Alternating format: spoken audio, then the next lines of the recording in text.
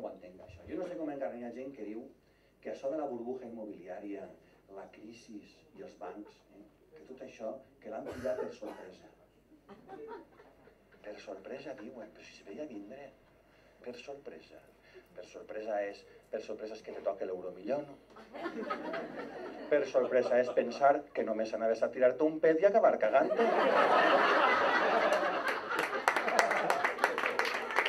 A qui no li ha passat? A la del microondes, tu te sabes?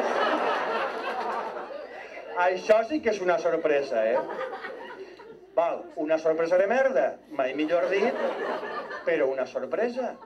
Però lo de la burbuja immobiliària, saps? Però si els bancs li donaven un crèdit a qualsevol, però si va haver una època i tot en la que tu enviaves 12 tapahores de lloguer a una parta de correus i te concedien una hipoteca. Jo tinc un amic que treballa en Bànquia. En Bànquia, saps? En Bànquia. Per a mi Bànquia és com si anés en un cotxe, en Farruquito i en Vanega, que anirías tot el rato aixina. No! Frena! Que nos la pegamos! Hòstia, Rodrigo Rato, atropéllalo!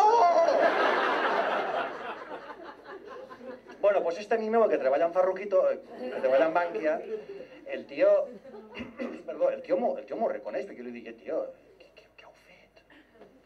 Tio, què heu fet? I el tio, hòstia, ole su huevo perquè m'ho reconeix. El tio, sí, mira, Eugeni, té raó, se mos en va anar la olla. Se mos en va anar la olla. La olla, maricón? La olla només?